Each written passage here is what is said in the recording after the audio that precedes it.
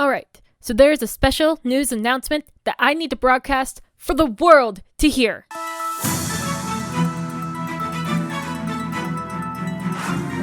Okay, I was at Sheetz today, and for those who don't know, it's like a Wawa. It is an amazing gas station that lets people build their own food options at kiosks. Well, they either partnered or created with this brand of energy drink called G Fuel. Did anybody else know? And this is not just me. How did nobody tell me that there is literally a limited edition Crash Bandicoot Wumpa Fruit flavored energy drink?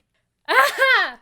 I have been obsessed with Crash Bandicoot series ever since I was little. It was literally the encompassment of a good portion of my video game childhood. I even owned the original trilogy on Switch and have been dying for Crash 4, but I need the console in order to play it. Cruel fate. The only other game that would even remotely come close to my heart is the Spyro series, which I also own the original games for PlayStation. Like, those two universes are my world sometimes. I am obsessed. I'm also severely offended by anyone that decided not to tell me that this flavor existed. And for anyone that would like to know, it tastes like a mixture of apple juice and mango nectar sent from the gods. Absolutely amazing if you can find it. I fully recommend trying it. I will probably try and buy 20 more cans just so I have it in stock. It's just amazing. And yes, I drank one right before recording this video. Okay, now that we got that out of the way, because I was really offended that nobody told me that this was a thing, we can go to the video. I needed to tell y'all about that. That was my special news announcement. Alright, so today we are going to a place that is horrifying to the tourists that venture into the depths of its supposed hell. Let us take a tour through Bobby Mackeys. When I first found this location on the amazing site of Google, I didn't think I was looking at the right place until I did a bit more research. So, Bobby Mackeys Music World sounds like a super fun place to go to. It is a popular music club in Wilder, Kentucky. When I hear Kentucky, I think Honky Tonk Country Club. That's exactly what came to mind whenever I saw this place. How can a place that sounds so fun have anything sinister behind it? Well, just like a 1950s American suburban serial killer, looks are very deceiving because this place has a definite screwed up history to tell. Before this place was turned into a killer dance club, this location was just your average run-of-the-mill slaughterhouse. So in the 1850s, this was a slaughter meatpacking house. And to add to the sanitation of it all, there was a well dug in the lowest part of the building to store blood, guts, and waste. Let me tell you, I can see the employees enjoying that part of the job so much. Can you think about the conversation that would go on, though? Like, the only thing that comes to mind is this scenario right here. Hey, Bob, where you going with that pig's blood? Oh, you know, Phil, just going to the pit that we throw all our guts and bloods into in the basement. You going to the satanic ritual later? Yeah, see you there, Bob. Hope George's wife makes cookies again. How in the hell was that okay for any form of sanitation? Why, man, why in the basement? Was the outside not good enough? Was the dump not good enough? I need a logic to this. Not shockingly, this place closed in the 1890s. And to top it all off, there was a satanic cult that took place around that well. I knew it. I fucking knew it. That was supposed to be a joke, but later on when I was reading it, oh god, I hope George's wife brought those cookies. There was an actual satanic ritual going on down there. Oh my god. Anyways, moving on. In 1896, the murder of 22-year-old Pearl Bryan, a girl from Greencastle, Indiana, made headlines in Wilder, Kentucky. Her headless corpse was discovered in a field less than 2 miles from the slaughterhouse. Pearl was pregnant. Her boyfriend, Scott Jackson, did not want the baby. Keep in mind, at this point, abortions were not a common occurrence, nor were they really necessarily a legal occurrence either. This was the 1800s, early 1900s. This is when this was still like a really hot topic going on. You had the child, typically. However, he was urging her to come to Cincinnati to arrange an abortion. Now keep in mind, they couldn't go to a hospital because this was frowned upon. There weren't too many options, so their absolute genius decided that Scott and his roommate, Alonzo Walling, would attempt the abortion themselves. They had confidence because Scott was going to college. He was going to Ohio College of Dental Surgery. Apparently in their minds, if you can extract a tooth, abortion would just be as simple. I want to add that I'm not going to attempt to understand the mentality of this. I feel that there could have been a better way to do this. Maybe not. I didn't do too much research into abortions in the 1800s, but there had to be a better way than thinking you could do it yourself because you were going to be a dental surgeon. And this all could have been avoided. All of it could have been avoided, I may add, if he just had a better pull-out game. I'm just saying. Shocker. This didn't end well. Pearl ended up dying. So the boys that obviously didn't want to get in trouble decided they needed to hide the body. Well, they got in their cars and drove from Cincinnati to Wilder, Kentucky, and dumped it in this field behind an abandoned meatpacking place. To cover their tracks, they decided to remove Pearl's head, which for the time period made sense. It would have made her almost impossible to identify.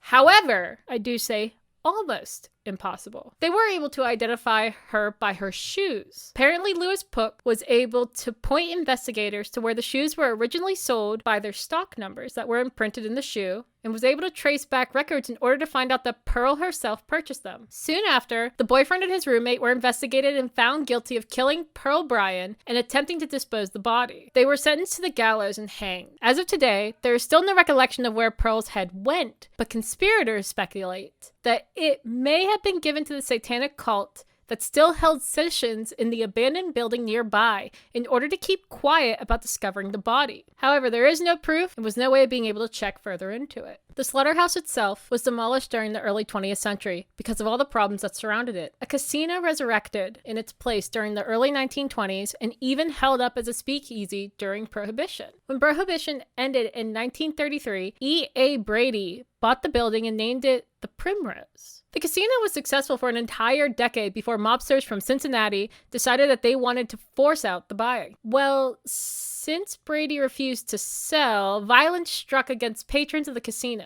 Brady ended up drawing out a gun on a mobster named Albert Red Masterson out of frustration against the harassment of his patrons. He was taken to jail on attempted murder and left the casino business in 1946. Guess that's what you get for, protecting your customers against the mafia. Now, if cults and mafias were not enough, the 1950s version of Romeo and Juliet was thrown into the mix for Bobby Mackeys. The building reopened in the 1950s, named the Latin Quarter. Johanna, known for wearing rose-scented perfume, was a dance hall girl and daughter of the club owner. She fell in love with Robert Randall, who was a singer at the nightclub. As all 1950s love stories go, she got pregnant because that was the smart decision of the time. The two had made plans to run away from the club and start new lives together, but the nightclub owner, Johanna's father, said nope.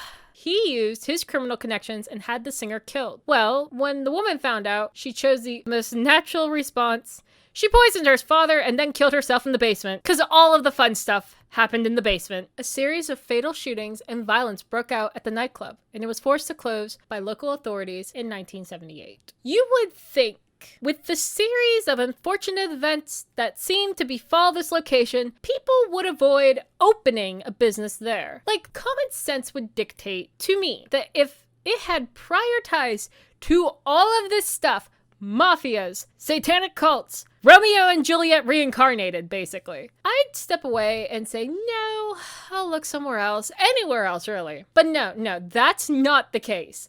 Later, the same year it closed, my boy, Bobby Mackey, purchased the building and turned it into a music hall and tavern. It still runs to this day, so I guess it was not a horrible investment decision. But believe it or not, paranormal stuff started happening since the day he bought it. At first, Bobby was skeptical. I just want to ask why. How? How is it not a possibility with the prior history that it had? How did you not think it would be haunted? That's my first major question. And my second one, how did this only start now and not in like 1890 when the cult was in town? His skepticism does not stop him from believing absolutely everyone that has been telling him of the experiences that happened at the hall. Everyone from psychics to clergymen have tried to clear out the spirits of the building, but there is still a dark presence that surrounds it all. Couldn't imagine why. Not at all. Couldn't see it at all. Could not understand how there could be a dark presence. Probably in the basement.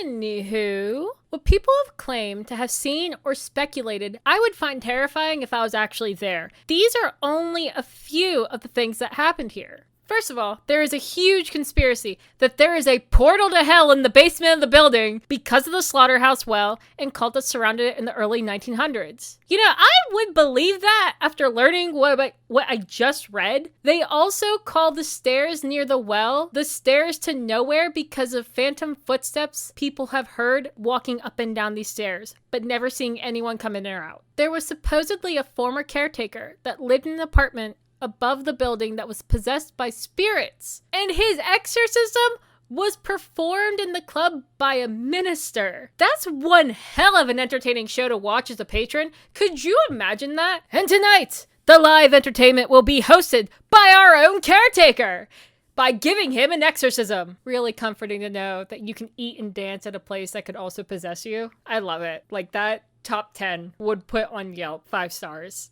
Bobby's own wife won't even go in the club again. Supposedly, she smelt this really strong scent of roses in the basement. On top of that, she was grabbed around the waist, picked up, thrown down, pushed down the stairs to nowhere by a force resembling of Alonzo Walling screaming, "Get out!" Such a lovely human.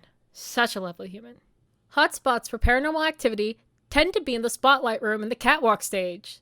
The well? No shit. The old China room, and the platform near the kitchen. The club manager has claimed that she would close down the club and everything would be off, but hours later would find the bar lights turned on, front doors unlocked, and the jukebox playing the anniversary waltz, even though the jukebox was off and didn't contain the song in its listing. Apparently someone was trying to make a buck when everyone else was asleep. You know what? Good for them. They were trying to make a buck. The story that resides with Bobby Mackeys' location is just insane. It's one of the most scary stories I get to hear. In my opinion, you would only want to see this to believe it in some cases. I mean, it's not every location that you see one thing to another, to another, to another happening in such a constant flow like this place. I mean, you have a cult with a blood well, then mafia fights, a Romeo and Juliet if they were American 1950s, and for it to turn into a dance club owned by a country singer that doesn't even believe in paranormal stuff, even though there are a ton of witness accounts by staff, patrons, and even his own family. God, like, the history sounds too surreal. But this is all historically accurate. I was able to find this on multiple sites. Like, all of this happened. There were newspaper clippings and everything. It was so fascinating to learn about this place. I can't even tell you all how happy it made me to know that there is a place as screwed up as this. Because this is like a whole 3-book series on one building if you made it into a story. Anyways, everybody, I hope you all enjoyed today's episode. This was definitely a super awesome location to look at. If you have any other places or events that you want to suggest, throw it in the comments down below. Subscribe if you are new, stay for a while, enjoy life, and listen to my commentary on places I learn about. Have a great week, and I will see you next time.